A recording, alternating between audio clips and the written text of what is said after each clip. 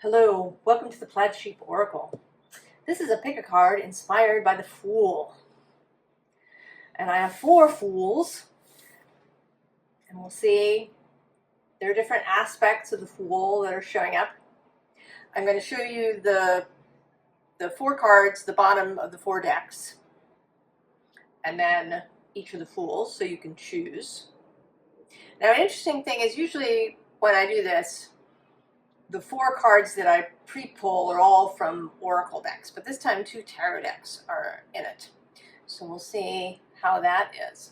So the 4 bottoms are the Queen of Cups,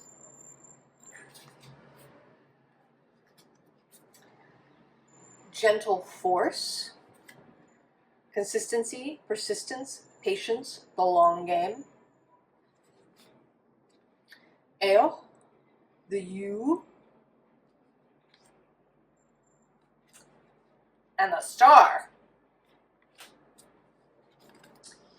So we are going to see about that. The 4 Fools are this one,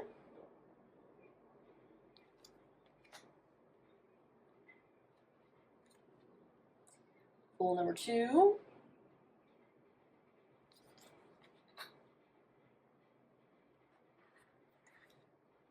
Fool number 3, and Fool number 4.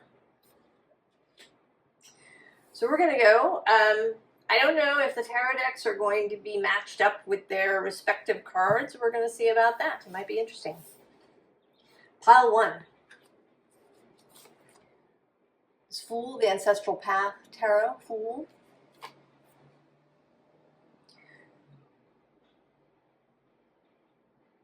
I mean, there certainly is a sense here of seeking guidance, but there's also a sense of eternity in that way, right? Because the Fool is holding a card of the Fool, who's holding a card of the Fool, and so on into infinity.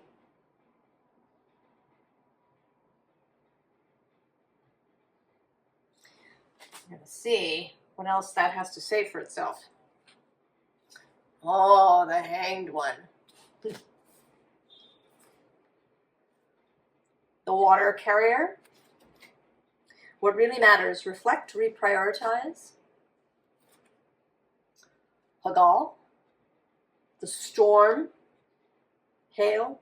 Weathering. Oh, and the 3 of Air.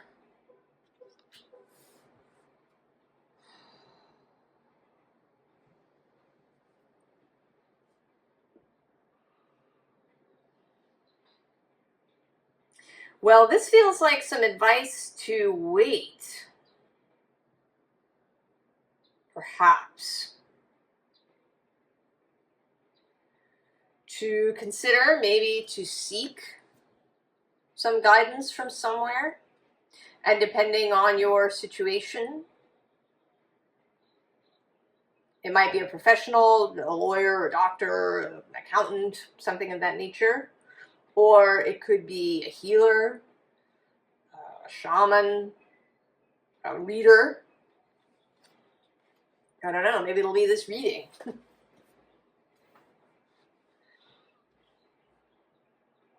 But with this, right, the Hanged One, the pause, taking time to consider, to receive information, whether it comes from a person or from your own fellowship, your own guides,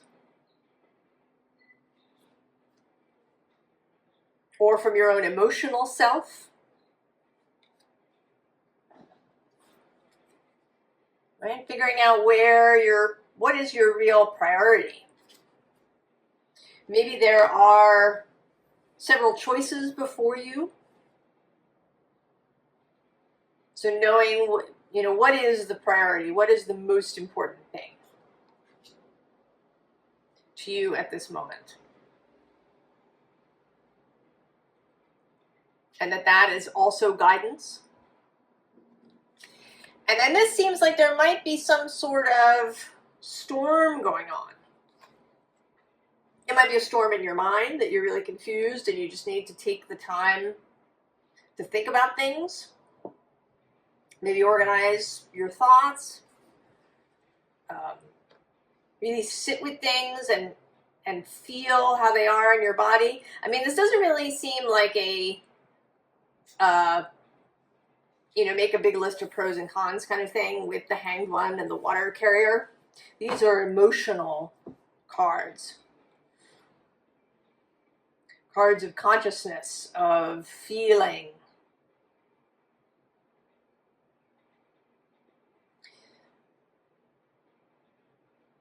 So to sit with things,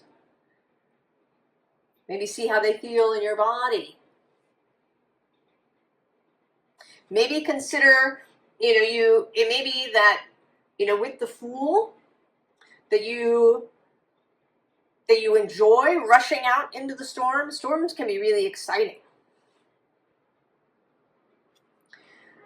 But hail in particular can be a little dangerous and painful. Even small hail, right, can be painful if you rush out into it. And then even the Three of Air, I don't think this is so much about feeling grief or distress as it is about going within and taking the time to consider what it is that you're doing. And perhaps to seek out some advice. So it is the Ancestral Path Tarot.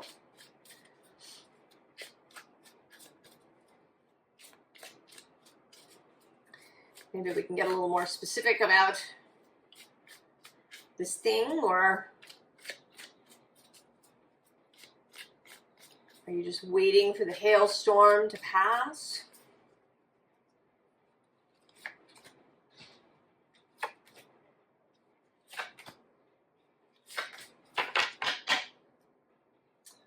Oh, King of Sacred Circles. Who's underneath? Nine of Staves.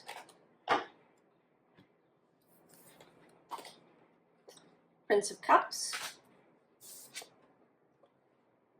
Ace of Sacred Circles. Queen of Sacred Circles. And the Three of Cups.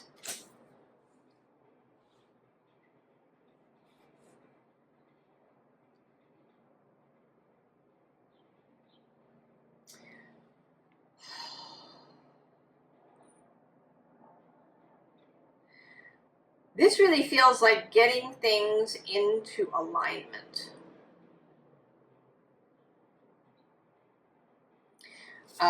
This Three of Cups in particular is about reconciliation. This is Arthur, Lancelot, and Guinevere. So there's a reconciliation. The Three of Cups is often, for me, having a united will, a united motivation for yourself. So maybe you have been pulled in various directions. And there's something here, both with the Prince of Cups and then this Queen of Pentacles, about, these two things coming together. Your, what you love, what is important to you, to your heart, and then what is practical. What seems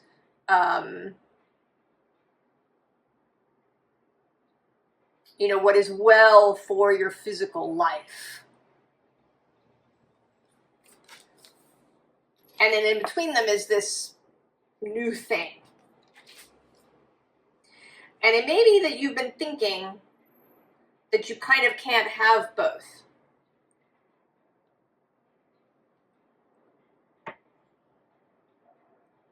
That you have to choose between what is practical, what seems reasonable, what seems doable, what is financially practical or available, and then what your heart wants.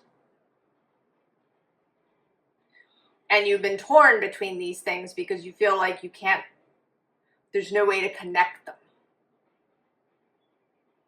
But there is a way to connect them. And it may be with this King of Sacred Circles, there is a sense that maybe there is somebody that you need to talk to. Somebody with a lot of experience. And it does seem like that this professional person kind of lands on the side of the earthly practical stuff. You know, it may be that you think that something is out of your financial reach, but if you went and spoke to somebody about it, to a financial planner, or, you know, somebody who knows about different financial options, you know, ways that you could borrow money, or, you know, that maybe there's an investor who could help you with money. I mean, right, because here again, or maybe it's one of each. So that there's this intuitive reader person who maybe can help you kind of really clarify for yourself, you know, where the priority is. What is it that you're really wanting? You know, is it really this house, or is it really this job? I mean, maybe it is. But just to really know, you know, what is at the bottom of this heart's desire? And then when you know that, you can go to somebody who is an expert in these kind of practical, financial, or logistical. You know, somebody, you know, maybe you really want to move to another country. And so you find somebody who can help you with, you know, visas and all of these kinds of things that you need if you want to immigrate somewhere.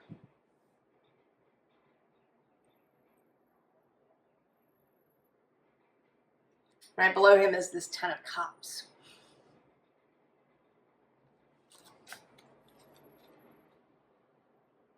So I think there's something that you want, that your heart really wants, and you think you can't have it, or that it's going to be really complicated or difficult to do, or out of your financial reach. But it is not. And that if you go and get some help, that you'll be able to reconcile these two things. You'll be able to bring them all together.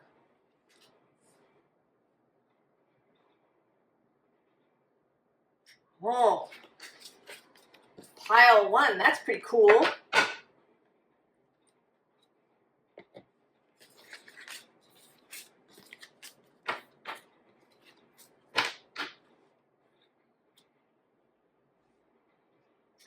Pile two. This Fool from the Rhythm and Soul Tarot. She's a very carefree fool. She's a fool out on the road without any agenda. And that's one of the aspects of the Fool, that he is, it's not so much that he's a child, but he's an innocent. He doesn't have, you know, a lot of preconceived notions. He doesn't have a really rigid set of expectations or a rigid sense of his own identity. He is flexible, open to what comes, right? Moving to the rhythm. Oh, power. The great severing. Mars energy, anger, conflict, softening to love. Elochs? Algies, as you may know it if you work with runes. The elk and protection. Oh, and the Eight of Earth.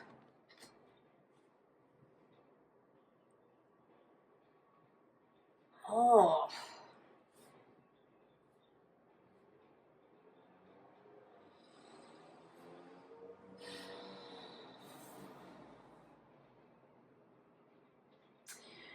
This feels like releasing a lot of resistance to something.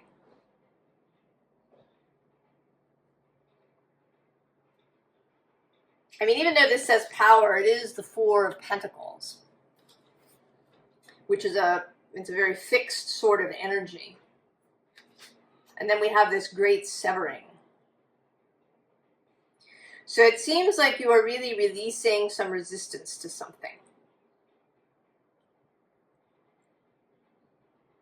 Being willing to have faith, right? To trust in this ethereal kind of protection that comes from your own vibration, right? The Fool is protected because she is innocent. She has all these lovely visions. She walks in beauty.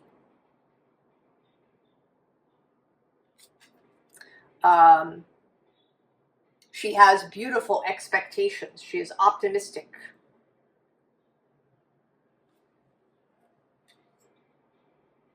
And that, that is protection, because then you're attracting all those like things.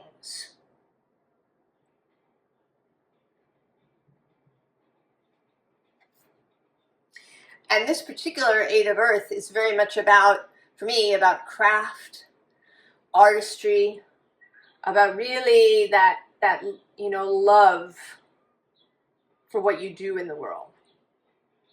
For whatever it is that you make, whether it's your profession or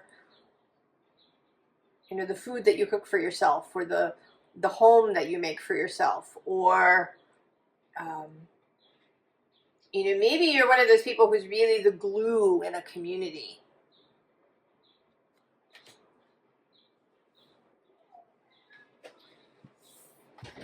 Who just enjoys other people and interacting and bringing people together.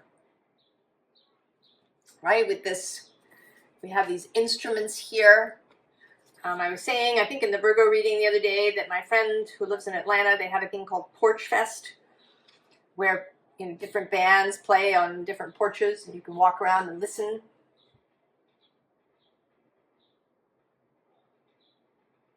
And there are people who really enjoy organizing that kind of thing.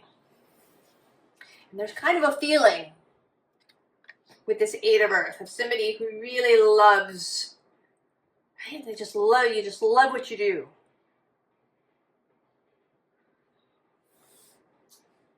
Maybe you've been resisting this in some way. You've been holding yourself back, or you've felt held back in some way. And now there's going to be a releasing. There is this new moon in Leo happening on the 24th at about 2 degrees of Leo. And that new moon is almost exactly opposite Pluto in Aquarius. And that is around the space where the Mars-Pluto opposition was happening. In Leo, there was one opposition at about 1 degree and one at 3 degrees. So right in that space.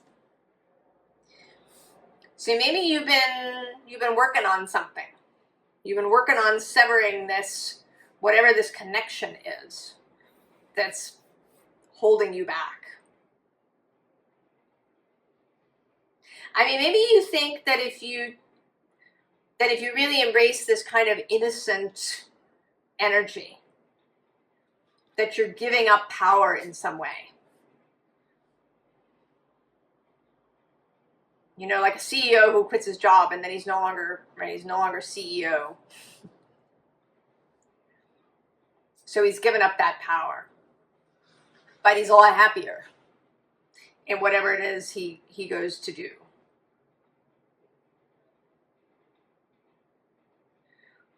So maybe there's some place where you have felt powerful and you've been loath to give that up.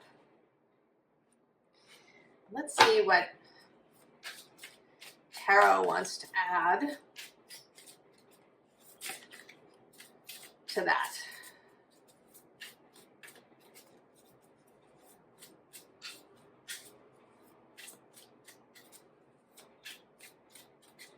What Tarot wants to add.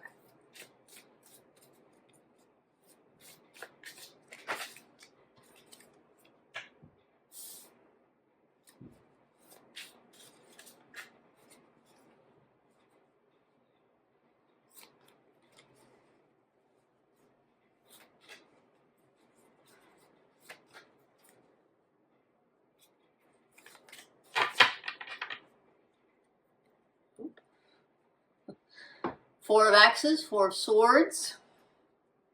That does look, right? She looks sort of exhausted.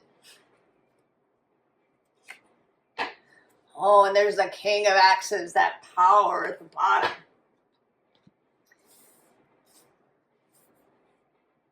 Tired of maintaining that power.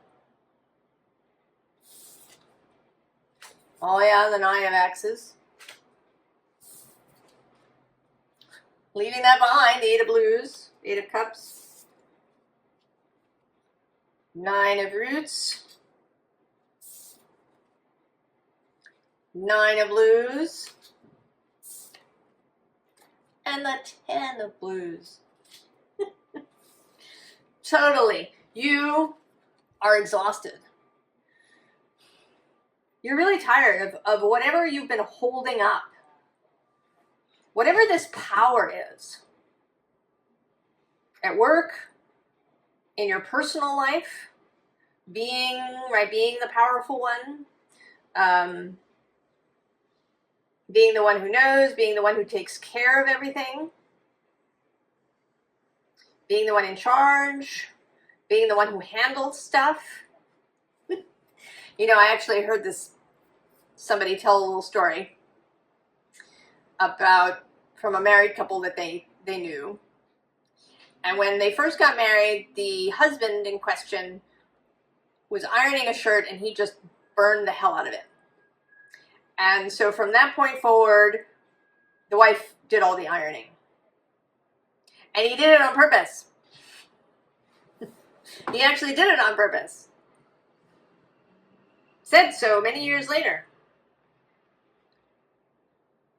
Right? So instead of saying to her, you know, I really hate ironing. I just, you know, are you willing to do this? And then, you know, I'll do something else. He didn't. He manipulated her into it.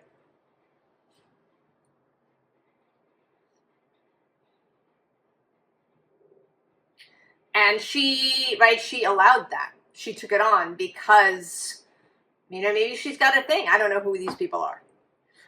But I could totally see myself, and I've done it actually, in a work environment. I've taken on stuff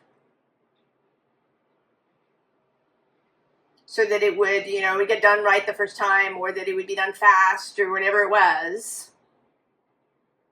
And I got a little charge out of that. Right? There's a little charge with being the powerful one. The one who everybody goes to.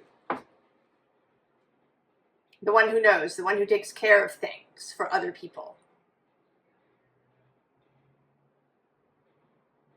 But at some point it loses, there's a diminishing return. And then you can just be exhausted.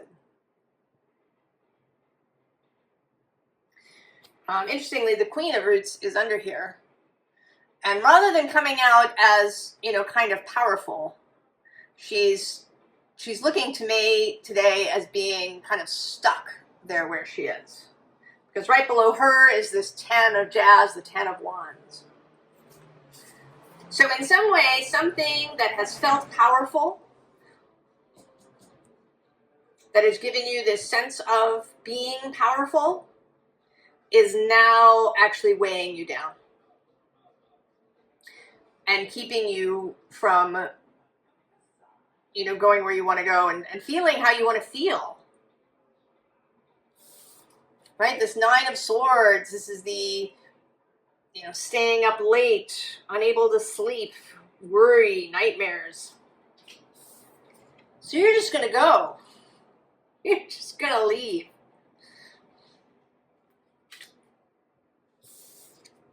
And it might mean, you know, just taking care of yourself for a bit. Nine of Pentacles, really mastering your own self.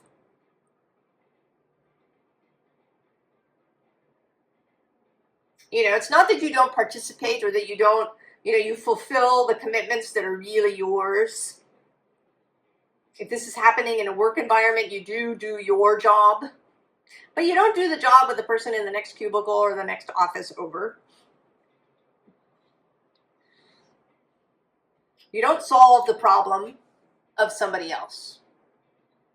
You tend to your patch.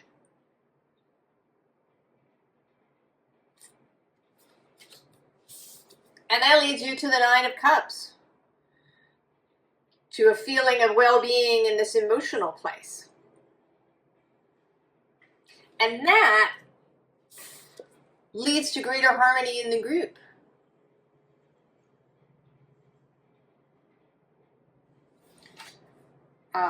You know, either because you leave a space where everybody has expectations for you and is unwilling for you to not fulfill them, or these people around you, you know, maybe they really wanted to do things for themselves.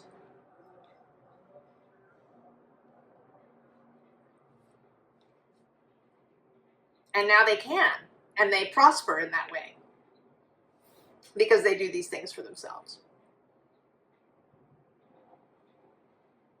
They lead themselves.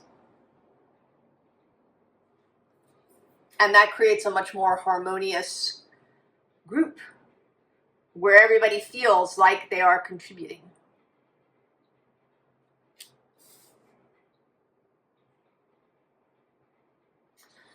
Oh, pile 2.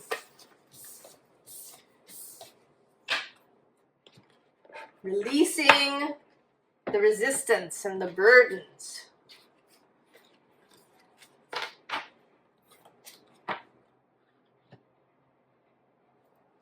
Pile 3. This Fool from the Wild Unknown. Brand new, ready to go. Empty cup, ready to learn things. Oh, interesting. King of Cups. The Well Maidens. Kindness, respect, reverence, compassion. Win, bliss. Comfort. Oh, and the Five of Earth.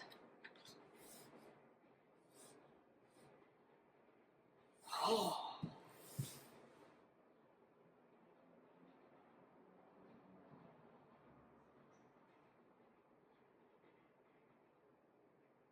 Well, this seems like revealing yourself.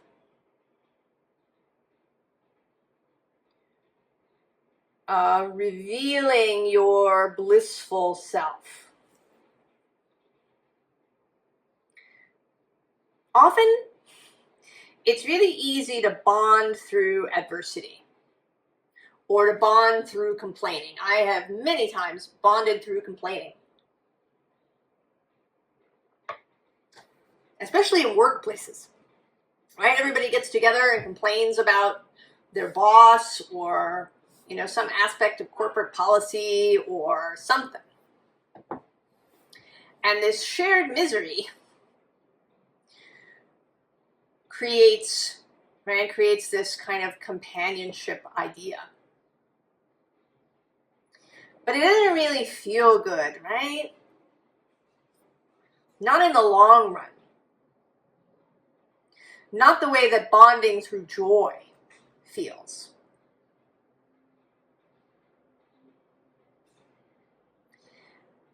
And I think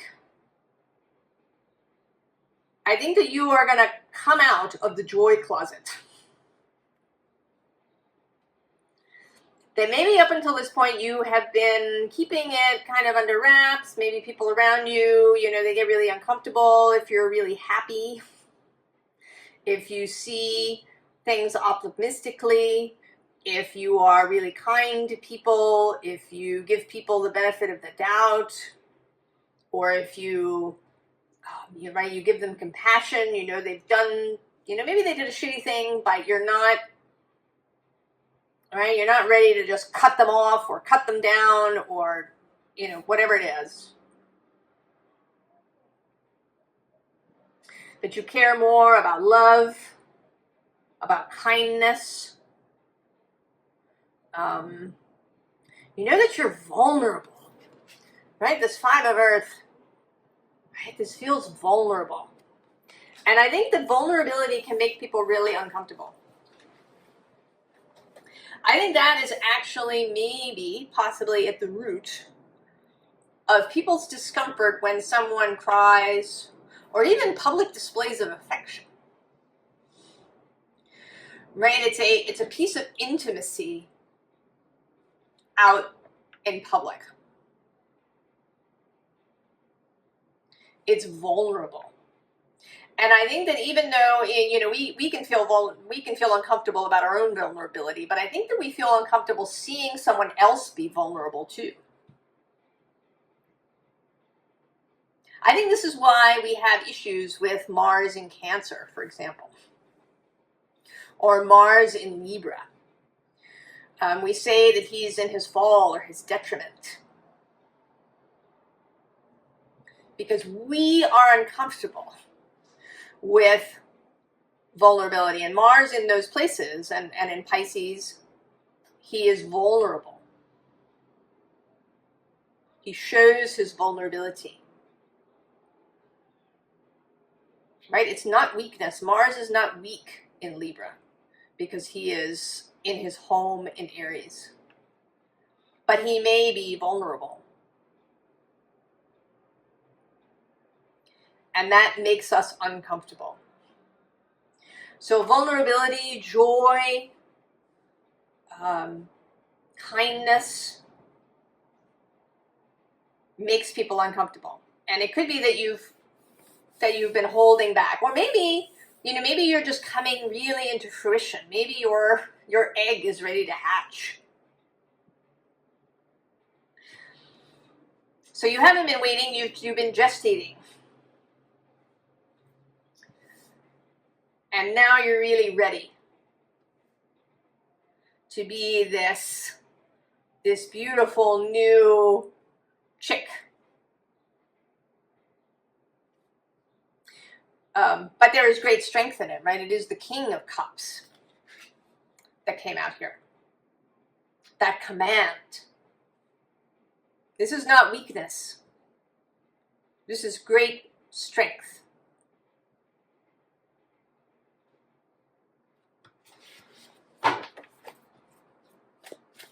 So let's see what the tarot wants to add.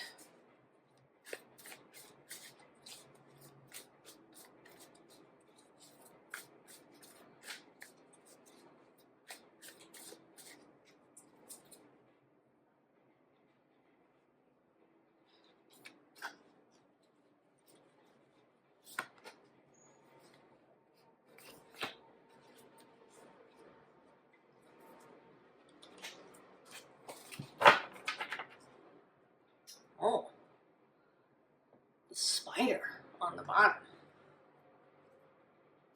And the star on the other side, of course. I'm putting that there. You can see it. Who's under the spider? Oh, the bat.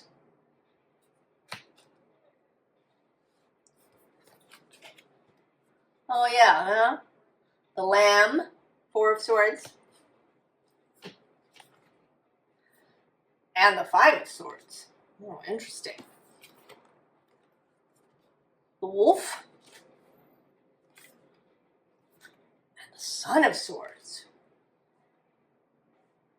Oh.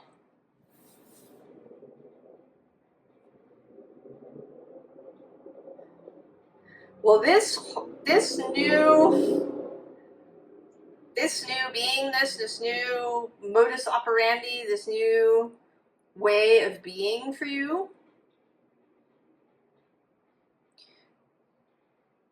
is going to cut through something that's been a problem. Is, I think, going to, it's going to enable you to see where to go. It's like a superpower. Kind of, I want to say.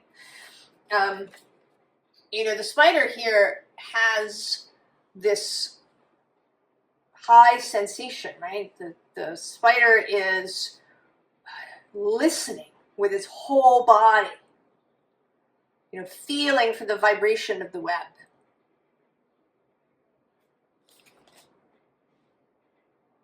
That's another vulnerable aspect to this.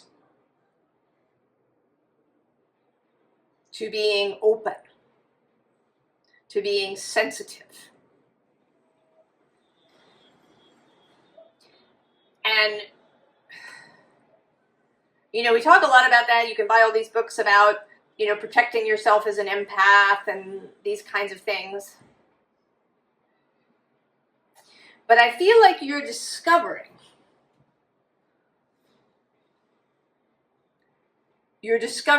the strength in it. And that, in fact, the more you lean into it, the more you lean into kindness, to love, to bliss,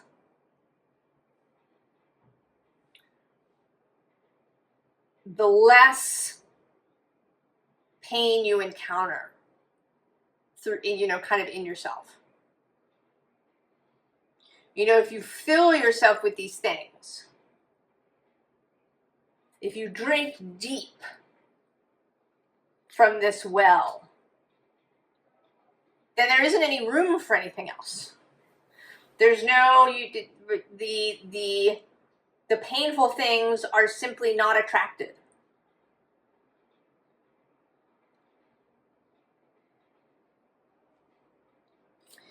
You know, and this wolf feels like he's just seen something. It's like a revelation.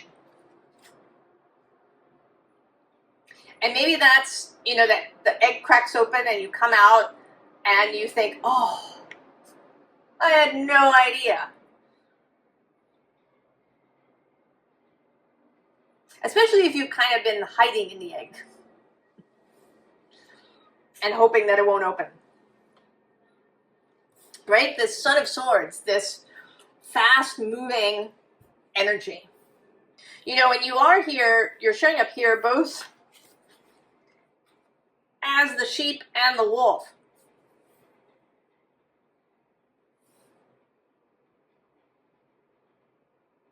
They're here together, and this lamb is not in danger.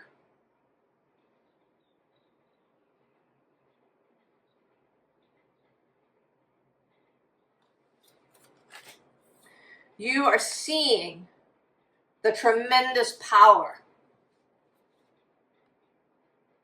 of bliss, of kindness, of joy.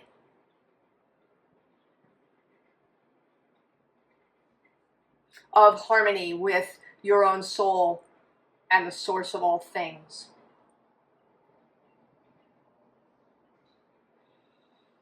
I don't know, I kind of want, can I have another couple of cards to tell me if there's something after this?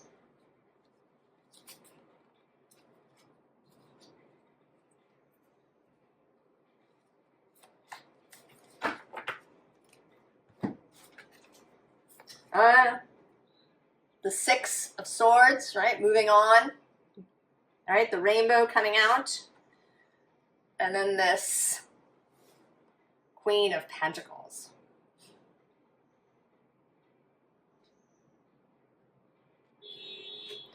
energy. Fertility, affluence, sovereignty in the physical realm.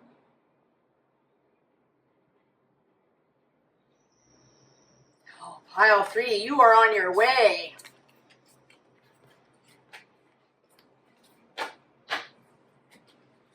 You are on your way.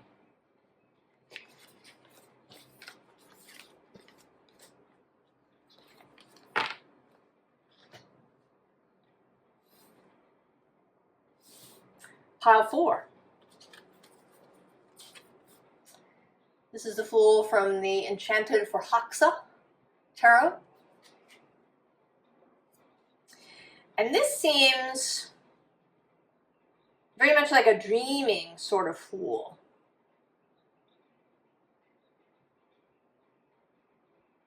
And I want to say a fool that has found her place. This fool is not going out on the road. This fool has found her place somewhere.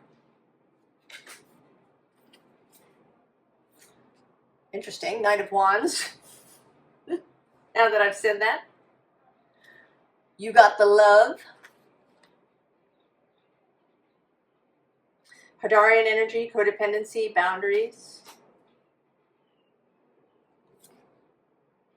Epstan, burst out. And the 9 of Fire.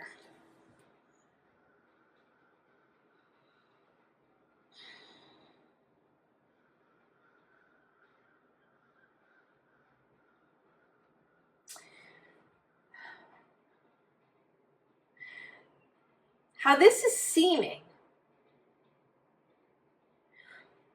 is that maybe you thought you had to go somewhere, that you had to take action in some way.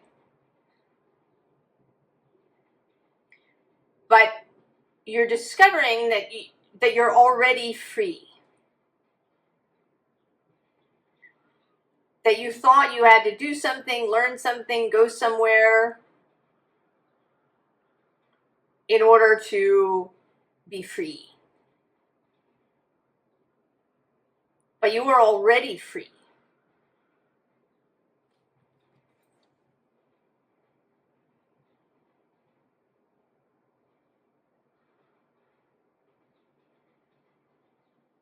Right? Although the horse, I don't know, it's hard to tell what's happening here with this horse. It almost seems like the horse is, right, is reluctant, right? Is pulling on the bridle to almost turn itself around.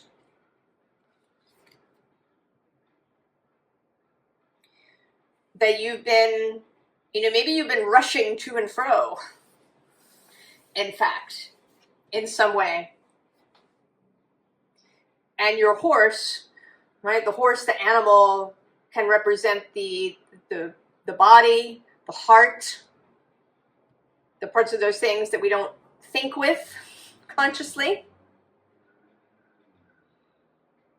And the horse knows that you're already where you need to be, right? You got the love. You don't need to burst out. You're already free. This 9 of Fire, which the 9 of Wands, the completion, the reaching the place. And in this particular card, it always seems like she's suddenly discovered that she has this magical skill. Maybe she's been wandering around, she's been going in and out of different caves, and she arrives in this one and discovers that she has this magical skill. She can make these stars.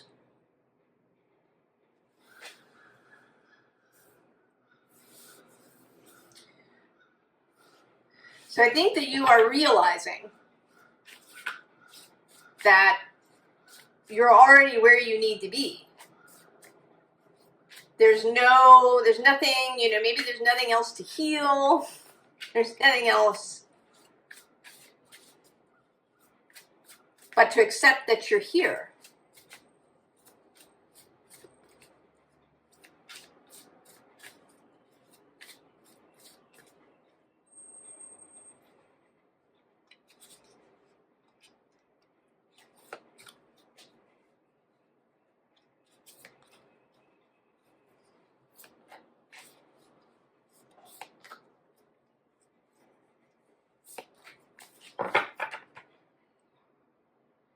Oh.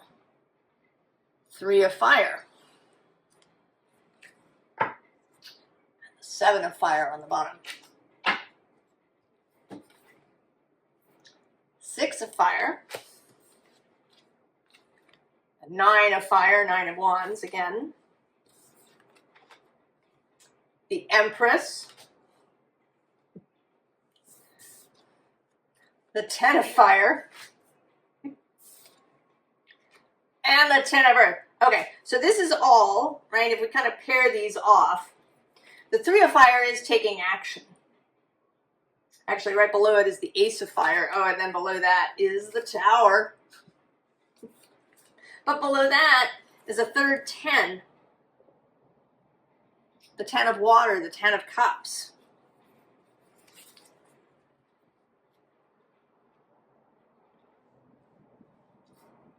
So the 3 of fire is the beginning of something, and then the 6 of fire is victory. Just declare victory.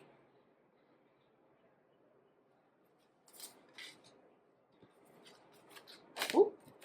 Right? This 9 of fire is feeling under siege. There's all these eyes in the forest. She's trying to figure out where to shoot her arrow. Whereas the Empress has just arrived. She is where she is.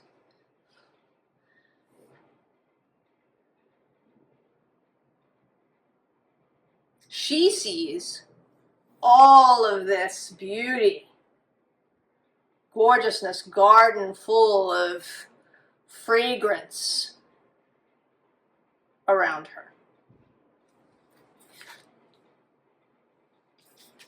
And then this 10 of fire, this giant basket filled with burning brands that you've been hauling around.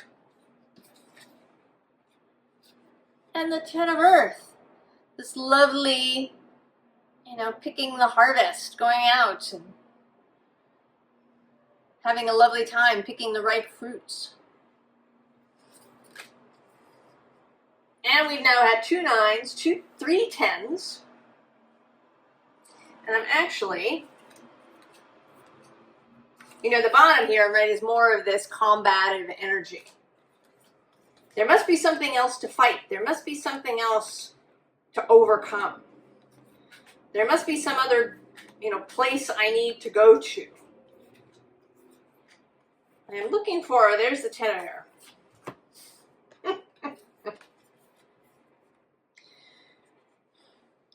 This 10 of air. And she's here, collapsed. But she's actually loose. She is no longer nailed up to the tree. And on one side of her, she's got the sun breaking through the clouds and creating this pathway. And the Council of Monarchs, who is the Emperor in this deck.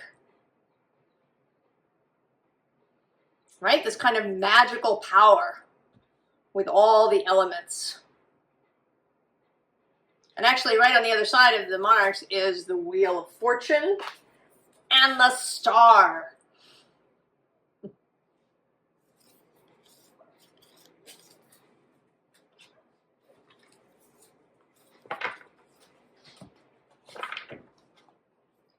Declare victory.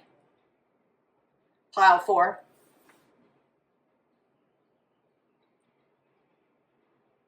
There's not another battle. Just declare victory. I mean, this feels like, I've sometimes talked about how my experience of depression and of mental suffering is like having a virtual reality viewer on. You don't see what is really there. You're kind of seeing this replay of stuff from your mind. Right? It's being stuck in that 9 of Swords world and unable to see there's anything outside of it. It's just gray. You can't conceive, that there's love or a future. But it's a perceptual thing.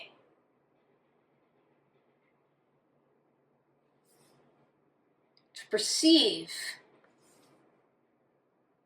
that you're there, you're successful. There's nowhere, you don't have to fight your way out. That's just the virtual reality. The replay of stuff from the past.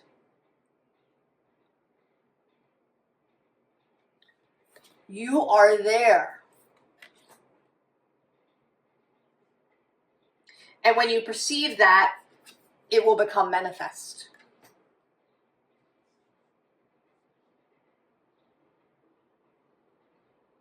Oh, pile 4. I hope I've convinced you, or that the reading has convinced you, and that you're able to declare victory, to perceive yourself as the Empress.